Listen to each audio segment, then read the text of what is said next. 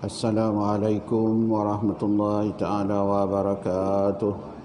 Al-Fatihah. A'udzu billahi minasyaitonir rajim. Iyyaka na'budu wa iyyaka nasta'in. Ihdinas siratal mustaqim.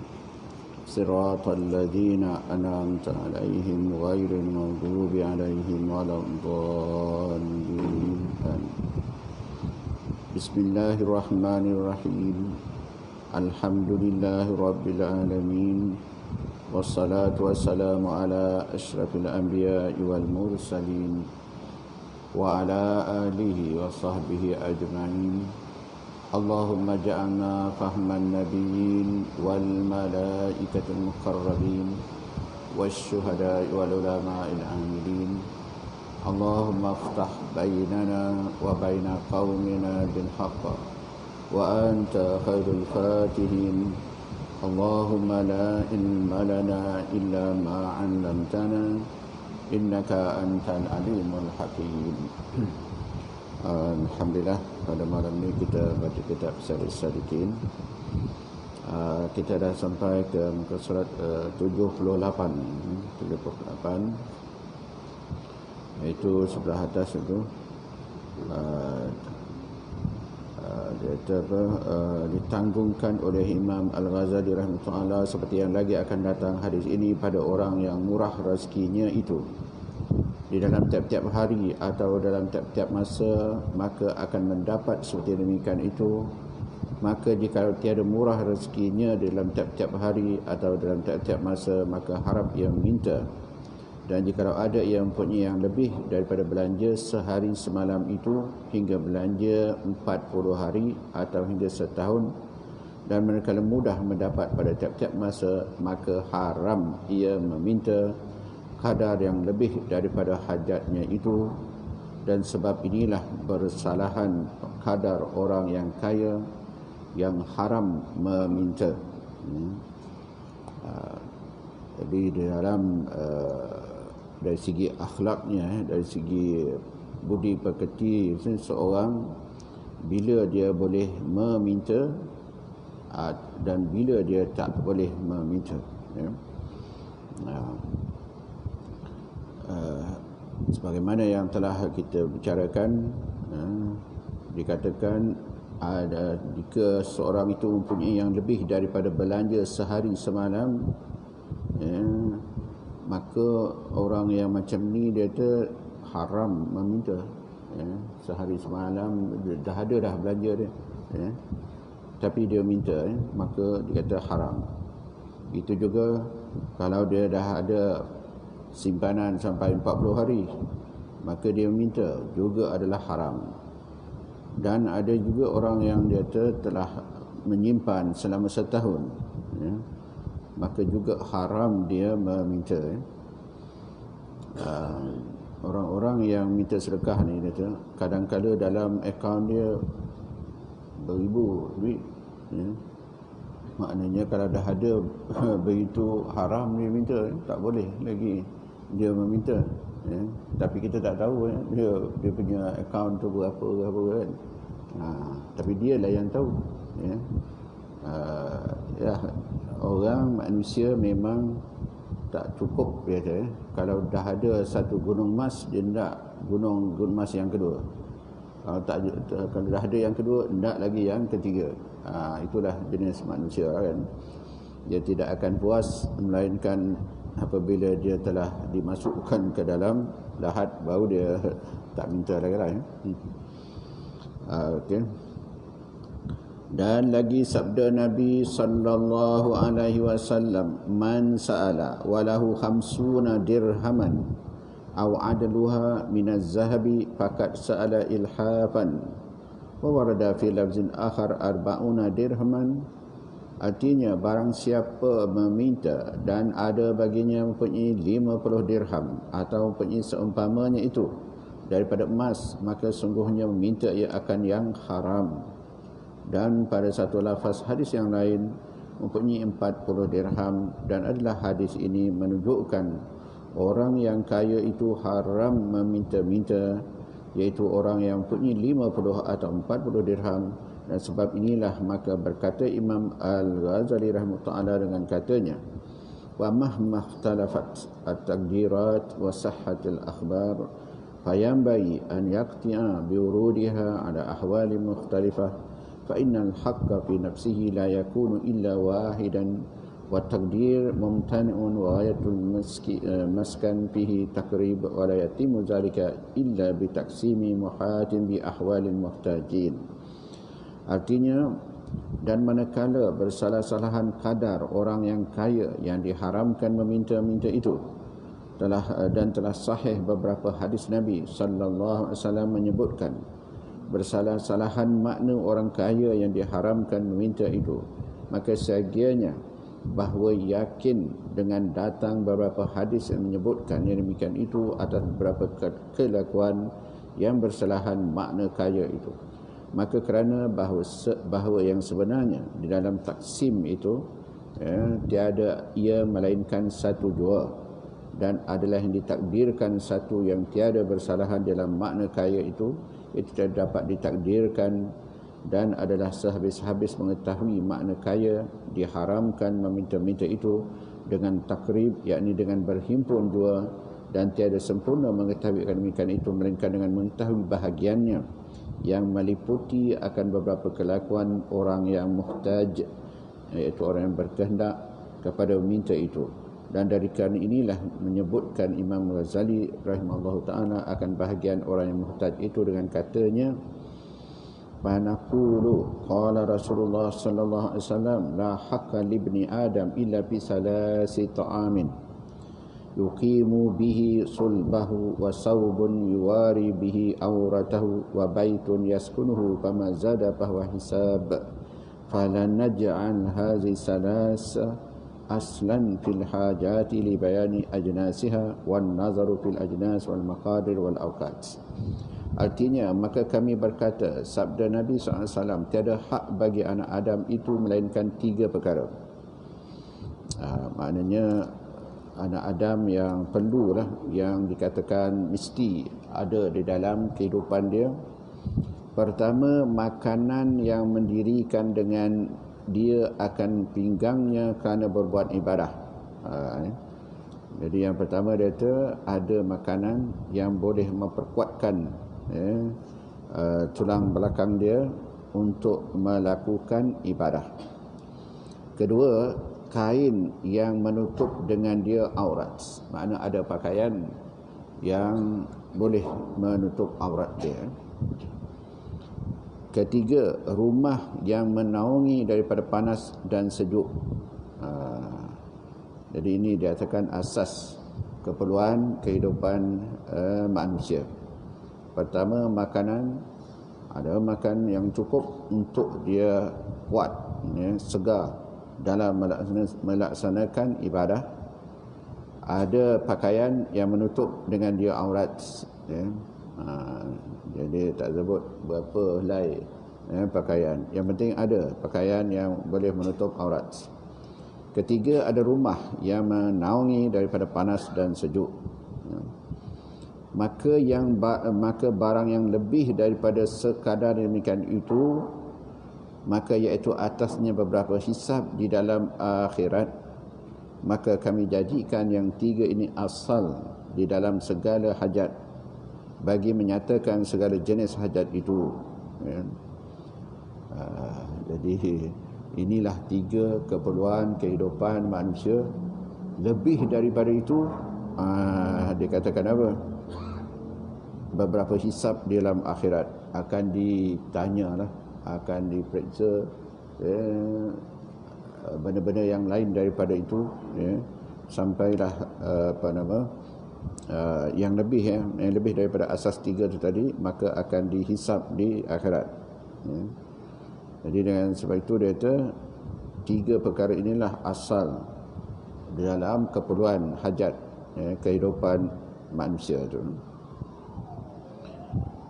bagi menyatakan segala jenis hajat itu dan menyatakan nazar di dalam jenisnya dan segala takdirnya dan segala masa hajat itu, menyatakan pula Imam Ghazali rahimahullah ta'ala segala jenis hajat itu dengan katanya, fa'ammal ajnasu fahiya hazi salasu yalhaqu biha ma fi ma'naha hatta yalhaqu biha al-qura للمسافر إذا كان لا يقدر على المشي وكذلك ما يجري مجراه من المهمات ويلحق بنفسه عياله وولده وكل ما تجب عليه كفالته.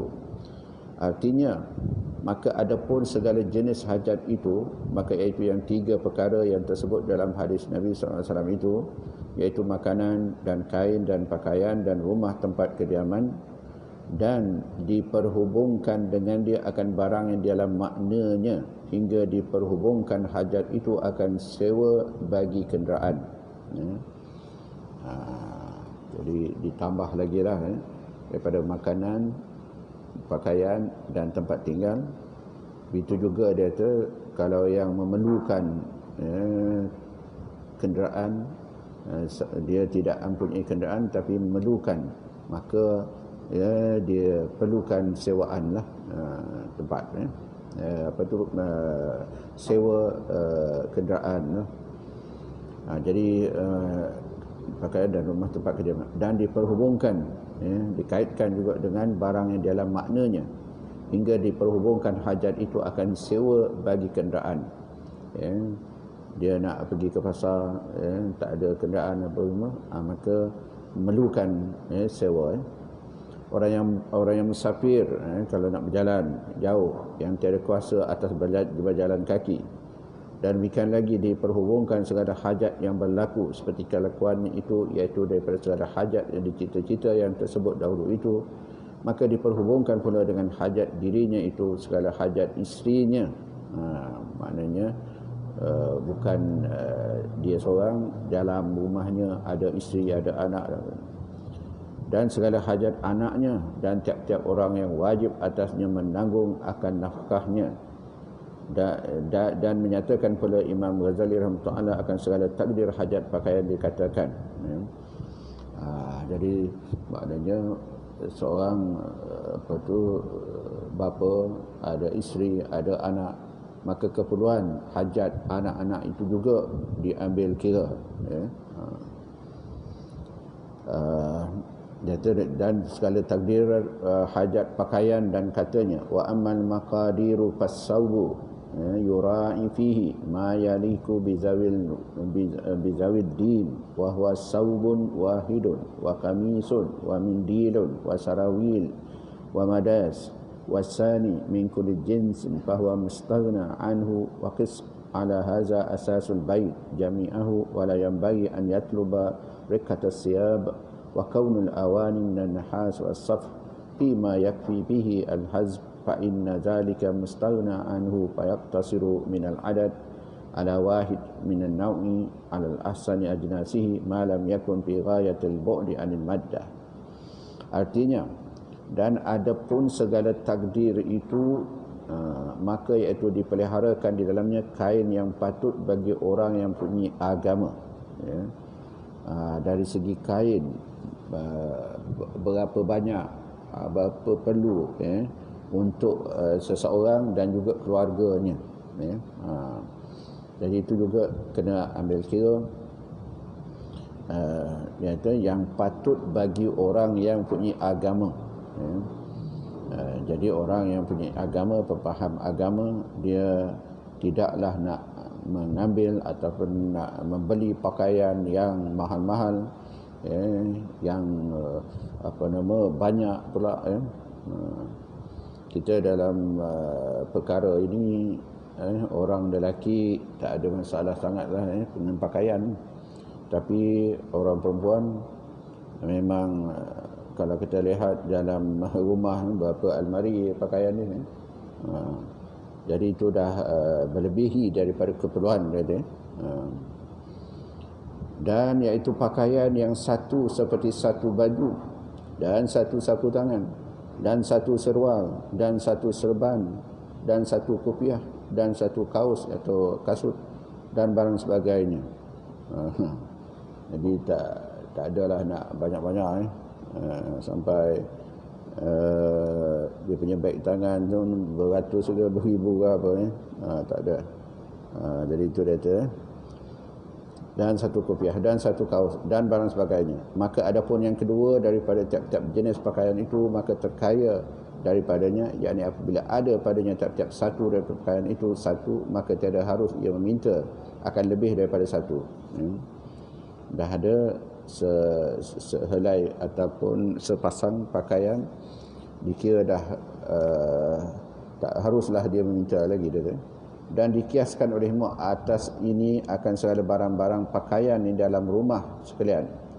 Dan lagi saiganya bahawa jangan menuntut pakaian yang halus-halus, maknanya mahal-mahal tu, dan segala benjana, makna bekas yang di dalam rumah itu, daripada tembaga merah atau tembaga kuning, jikalau madai dalamnya itu bejana yang dalam rumah itu daripada tembaga kuning, jikalau madai ia di dalamnya bejana pinggan tanah atau periuk tanah yang dibakar itu, nescaya terkaya ia daripada lainnya.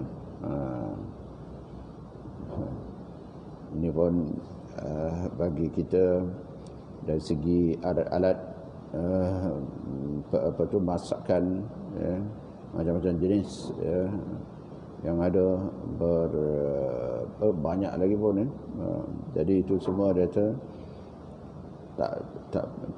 tidak diperlukan sangat dalam kehidupan biasalah manusia biasa yang punya agama. Dan tiada ia hajat kepada lainnya, maka adalah kamu simpankan daripada jenis nauk pakaian itu atas yang kasar-kasar.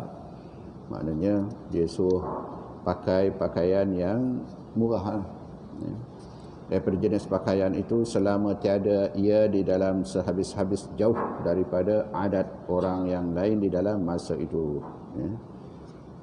Jadi tapi kalaulah seseorang itu dia bercampur dengan golongan orang-orang yang kaya, maka dia akan ikut orang-orang yang kaya itu dari segi pakaiannya, dari segi makanannya, juga dari segi perhiasannya dan macam-macam lain.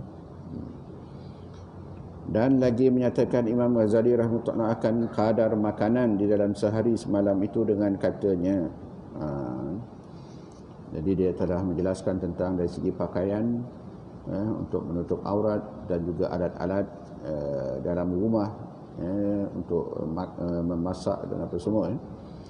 Kemudian diperjelaskan pula tentang kadar makanan di dalam sehari semalam itu dengan katanya, wa amma at-ta'amu faqadaruhu fil yawmi mud wa huwa ma qadarahu syara' wa naw'uhu ma yuqatatu law kana min asy-sya'ir wal udumi 'ala ad-dawam fadlatan wa qit'atan bil kulliyati idraran fa fi talabihi fi ba'd al ahwal rukhsah.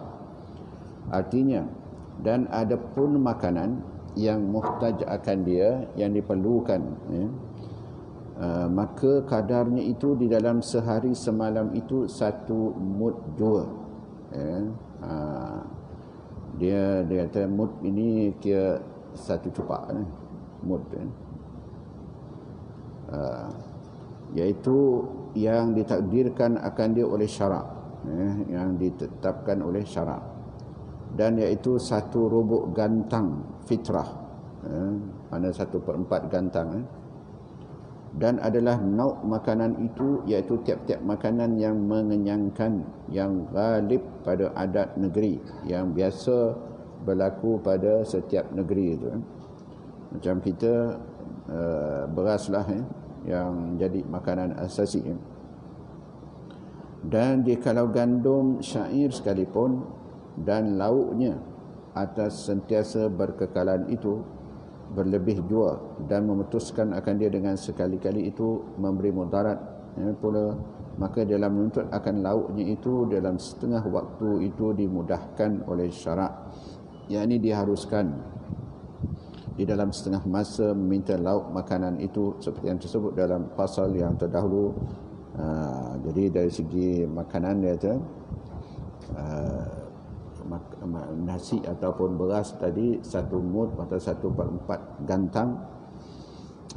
Kemudian tentang makan, biasalah mesti adanya sayur-sayuran, adanya lauk seperti daging, ikan ke ataupun apa-apa jadi itu dituntut, makna syarak mengharuskan boleh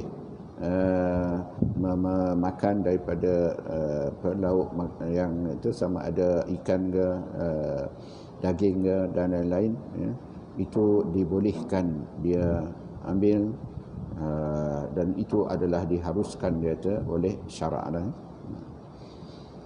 Sebab kalau apa tu dikatakan hanya beras 1/4 gantang ataupun 1 cupak, tapi nak makan dengan apa kan, maka mestilah ada sayur-sayurannya, kemudian adanya ikan ke ataupun daging dan lain-lain untuk keperluan hidup seseorang itu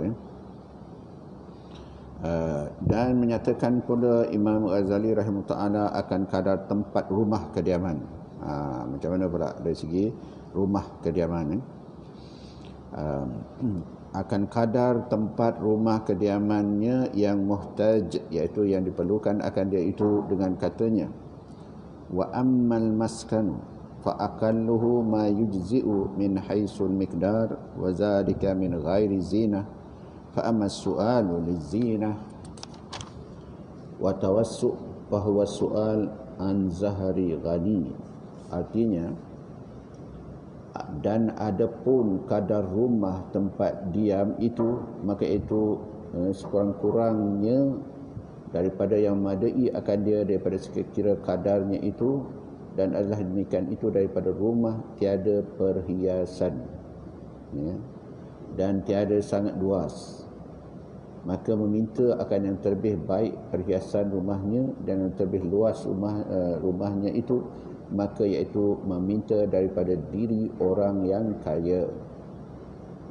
Maknanya kalau nakkan rumah yang besar, rumah yang luas, kemudian ada perabotnya, perhiasannya, maka itu keadaan orang kaya.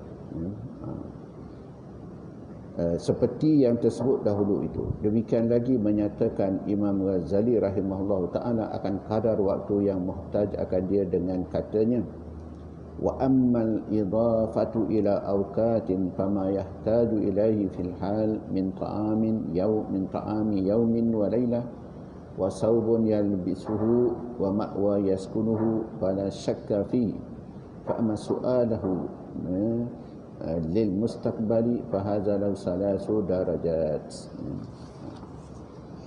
Artinya, adapun dengan idafah kepada segala waktu nak disadarkan keperluan setiap masa tu maka itu barang yang dikendak kepadanya dalam sekarang ini juga daripada makanan di dalam sehari semalam jadi kalau lihat setiap masa, setiap hari yang dia hidup itu dia perlukan dari segi makanan bagaimana, iaitu makanan yang di dalam sehari semalam, dan lain yang dikendaki itu mempunyai memakai akan dia dalam sekarang itu juga, dan rumah tempat bernaung akan dia itu, maka tiada syak di dalamnya akan harus meminta akan demikian itu maknanya kalaulah seseorang itu nak makan untuk sehari semalam tak ada, maka dia harus meminta. Itu juga kalau tak ada pakaian apa semua, maka dia boleh meminta. Itu juga kalau tak ada rumah untuk bernaung apa semua, maka tiada syak dia tu akan harus meminta akan demikian itu. Adapun hukum meminta akan harta bagi belanjanya dalam sehari yang lagi akan datang itu, maka hukumnya itu baginya 3 darjat. Adapun untuk masa akan datang, masa sekarang ataupun masa hari hidup dia, masa hari itu, maka dia kalau tak cukup sehari semalam makanannya, maka harus dia meminta. Kalau dia tak ada pakaian, maka dia harus juga meminta. Begitu juga kalau tak ada tempat tinggal. Tapi kalau untuk akan datang, macam mana? Maka dikatakan di sini ada 3 keadaan, ada 3 darjat. Menyatakan pula Imam Ghazali Ta'ala akan darjat itu dengan katanya, ihdaha ma yahtaju ilaihi fi ghadin wasaniyah ma yahtaju ilaihi fi 40 yawman aw 50 yawman wasalisatu ma yahtaju ilaihi fi sanah wal yaqta bi anna man ma'ahu ma yakfihi wa li 'iyalihi an kana lahu 'iyal li sanah fasu'alu haramun. Artinya darjat yang pertama, bahagian yang pertama, belanja yang dikendaki kepadanya di dalam hari esok, dan darjat yang kedua, dia nak keperluan hari esok, hari yang dia ada pada hari ini dah katalah dah selesai. Untuk hari esok, dan darjat yang kedua, belanja yang dikendaki kepadanya daripada sekarang hingga 40 hari, yang sampai ke 40 hari, atau hingga 50 hari. Dan darjat atau bahagian yang ketiga, belanja daripada sekarang atau daripada 40 hari atau 50 hari hingga setahun. Dan hendaklah dihukumkan dengan hukum yang putus, yakni yakin, yang tiada syak di dalamnya, dengan bahawasanya barang siapa ada sertanya harta yang memadai baginya dan bagi orang yang lazim atasnya nafkah, jika ada baginya belanja dalam setahun, maka haram meminta-minta. Maknanya dia dah ada stok ataupun bahan untuk setahun, memang dikatakan haram dia meminta.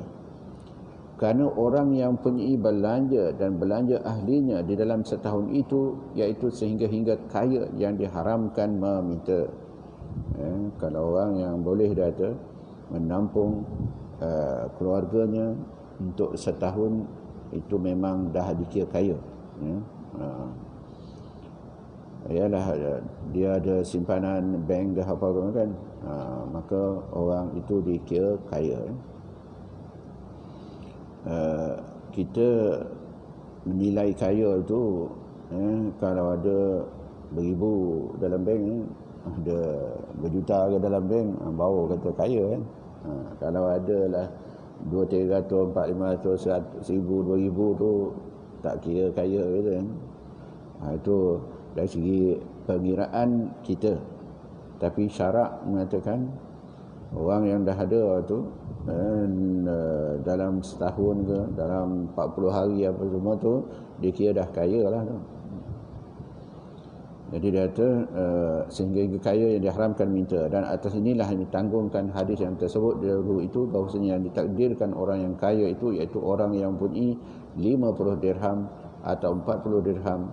Kerana orang yang seorang dirinya itu memadai akan dia 50 dirham belanja yang pertengahan nafkahnya itu di dalam setahun. Dari segi dirham itu, kalau ada dah dia kata 40 ataupun 50 dirham, nafkahnya itu cukup untuk setahun. Ialah dirham ini wang orang Arab ni. Dia ada yang mengatakan satu dirham itu ada yang ada RM7 ke, RM6, RM5. Sekarang memanglah duit-duit Arab ini dipermainkan oleh kuasa besar kan. Seperti Iraq punya duit, duit dia memang dirham, hebat kalau dulu. Tapi sekarang ini dirham dia, kalau katalah 1,000,000 dirham, baru 300 lebih ya, duit kita. Jadi apabila begitu ramai orang beli duit dirham ni, sebab dia nanti apabila dirham itu sampai RM1, 1 dirham dah cukup jadi jutawan lah. 300 lebih dah jadi dapat 1 juta dirham, duit Iraq. Jadi kalaulah katakan nanti 1 dirham tu dikira RM1 kan, maka orang yang beli 1 juta dirham itu maka jadi jutawan dia. Tapi nak tunggu bila naik duit dirham itu RM1, memang wallahu alam, tak tahu kan. Melainkan nanti dikatakan di Iraq itu adalah lumbung emas, di akhir zaman dia kata emas yang ada di dalam sungai Euphrates itu dia akan timbul. Itu sebab Amerika dan Rusia, memang Amerika khususnya lah, dia nak menawan Iraq itu katanya, sebab dia tahu bahawasanya kekayaan di Iraq itu akan berlaku, dia kata, merampas harta emas yang ada. Tapi orang sana pun Rasulullah kata kalau berlaku macam tu memang ramai orang akan mati. Dia masing-masing tak. Jadi dengan sebab itu berlaku pembunuhan apa semua kan. Okey. Kemudian dia kata apa, maknanya kalau dah ada lah perbelanjaan untuk setahun itu memang haram lah meminta dia. Dah ada 40 dirham ataupun 50 dirham itu boleh cukup untuk dia belanja dengan sederhana di dalam setahun.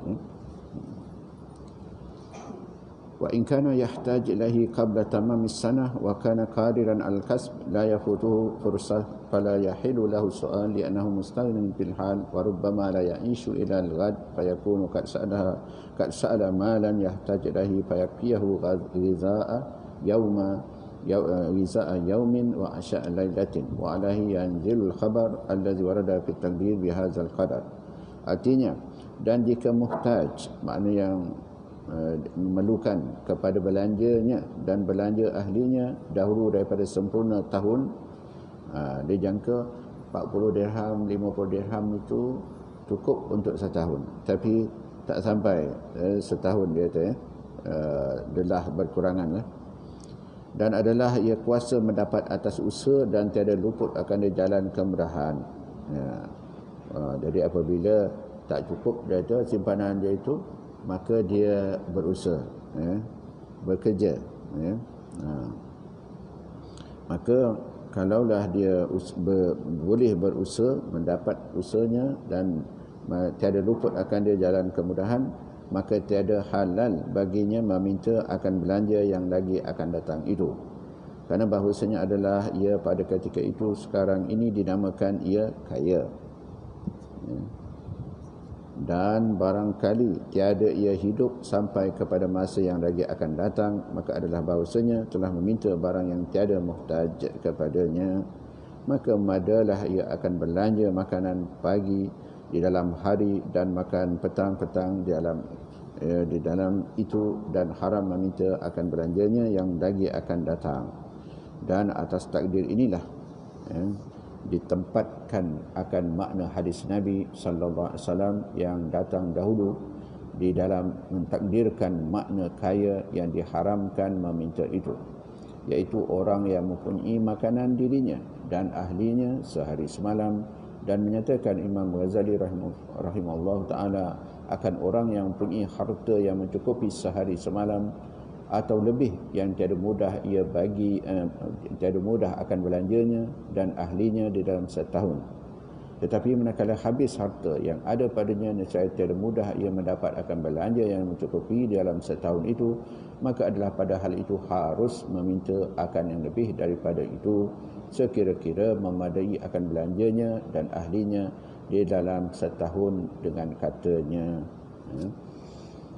Jadi kalaulah misal kata dia simpanan ada setahun tapi tak sampai setahun dah habis, maka apakah dia nak buat, ya. Kalau dia boleh bekerja, berusaha dan dapat belanja, maka haram dia meminta. Tapi kalau tak boleh, maka dikatakan harus dia meminta, ya, untuk mencukupkan perbelanjaan, untuk sampai setahun itu. Kemudian wa in kana yafutuhu fursata su'al wa la yajidu man yu'tihi law akhara fayubahu lahu su'al lianna amalul baqa sana ghaira ba'idah bahwa bi ta'khir su'al khaifun an yabqa muttarran ajizan amma yu'inuhu fa in kana khawful ajzi an su'al fil mustaqbal dha'ifan akana ma li ajlihi su'al kharijan an mahalli darurah lam yakhlu su'al an karahiyah wa takunu karahiyatu bihasabi darajat da'f ittirad wa khawful qut. Artinya, dan jikalau ada ia luput jalan kemudahan, makna tak ada kemudahan, meminta akan belanjanya dan belanja ahlinya yang lagi akan datang yang mendai di dalam setahun itu, maka lagi tiada dapat akan orang yang memberi akan dia jika ditakhirkannya akan meminta akan harta yang mencukupi setahun itu. Maka iaitu dia haruskan baginya meminta akan harta yang mencukupi akan belanja setahun itu, kerana harap cita-cita akan hidup di dalam setahun itu dan tiada dijauhi kepada kebanyakan manusia. Maka itu dengan meminta khiarkan meminta itu takut, ya, takut ia membawa jadi sangat mutar, sangat memerlukan. Minta khiarkan itu, makna pilih, bahawa jadi sangat mutar yang maknanya terlalu perlu, yakni lemah daripada seorang yang mengkayakan akan dia. Maka jikalau takut akan lemah daripada minta dalam masa yang lagi akan datang itu, dhaif dan lemah, dan adalah suatu hajat yang kerana minta itu tiada sunyi daripada makruh, dan adalah makruh ia meminta itu dengan sekira-kira hal keluar ia daripada kadar darurat, maka adalah pintanya itu darjat dhaif, makna lemah hajatnya, dan sekira-kira dhaif takut ia luput akan jalan mendapat belanjanya yang lagi akan datang itu jika ditakhirkan akan minta itu. Wallahu a'lam. Maksudnya dia di akhir misalnya dia ada cukup setahun, tetapi belum sampai setahun perbelanjaan itu tak mencukupi. Jadi orang yang macam ni, bagaimana dia nak mendapatkan yang untuk mencukupkan, ya? Jadi dia kena berusaha. Kalaulah memang tak mampu nak berusaha, memang haruslah dia meminta. Tapi kalau dia boleh berusaha untuk mendapatkan keperluan hajatnya dan hajat keluarganya, ada yang mengatakan makruh dia meminta, ya, dengan sekira keluar ia daripada kadar darurat, ya. Kemudian walau macam mana pun dia kata, hajat sekiranya dhaif takut ia luput akan jalan mendapat belanjanya lagi akan datang itu, jika ditakhirkannya akan meminta. Maknanya kalau dia tak buat usaha, ya, maka mungkin dia tak akan dapat, ya, nak mencukupkan keperluan hidupnya itu, ya. Jadi walau macam mana pun dia katakan dari segi hukum dia itu makruh ia meminta, ya. Walau macam mana pun dia tetap kena berusaha untuk mendapatkan mencukupkan perbelanjaan dia itu. Jadi itu yang diperjelaskan oleh Imam Al-Ghazali tentang golongan yang tidak orang yang tak mampu, orang yang tak cukup belanjanya, dan orang yang cukup, ya. Orang yang cukup belanjanya itu setahun dah dikira kaya, ada 40 dirham, 50 dirham dah dia kaya. Orang yang mencukupi makan minum sehari semalam pun dah dikira kaya, kan? Tapi macam mana pun Imam menjelaskan bagaimana kadar, ya, orang yang dikatakan kaya itu tak boleh meminta-minta, ya. Jadi semuanya itu telah diperjelaskan Tapi dalam kehidupan masa sekarang ini amat berbeza lah. Pada masa zaman Imam Ghazali tentang menjelaskan keperluan kehidupan manusia tu, sebab pada zaman dia cukup dia ada satu hari semalam, ada makanan, ada tempat, ada pakaian, dikira kaya ya. Itu apa yang berlaku lah kan. Tapi kehidupan zaman sekarang ini memang amat jauh berubah. Memang wallahu alam tak adalah orang nak ikut apa yang diperkatakan oleh dalam kitab ini tentang keperluan kehidupan manusia itu. Wallahu alam lah. Rasanya memang susah nak ada orang yang nak ikut apa yang diperkatakan oleh syarak itu dari segi makanan, pakaian dan tempat lah. Wallahu alam. Jadi kita berhenti kadar itu. Bismillahirrahmanirrahim. Rabbana anfa'na bima 'allamtana. Rabbi 'allimna alladhi yanfa'una. Rabbi faqihna wa faqih ahlana wa karabatin lana fi dinina. Ma'ahli putri unsa wa zakar Rabbi wa fiqna wa fiqum lima. Taru tadi qawlan wa fi'lan karama wa arzuqil kuda halalan da'ima. Al-akhilla atya ulama nahza bil khairi wa nukfa kulla syar. Rabbana aslih lana kulla syu'un wa akirra berrada minkal uyun. Waqdi Rabbana kulla duyun kabdan ta'tiyana ruslul manun. Wa firistur anta akrama man satar wa salatullahi tawsal mustafa. Manilal haqqi da'ana wal wafa bi kitabin fihi linnasi shifa. Wa alal alil kirami syurafa wa ala sahbil masabil ghura. Allahumma hadina bihudak waj'alna mimman yasar'u fi ridak wa la tuwallina waliyan siwak wa la taj'alna mimman khalafa amraka wa asar.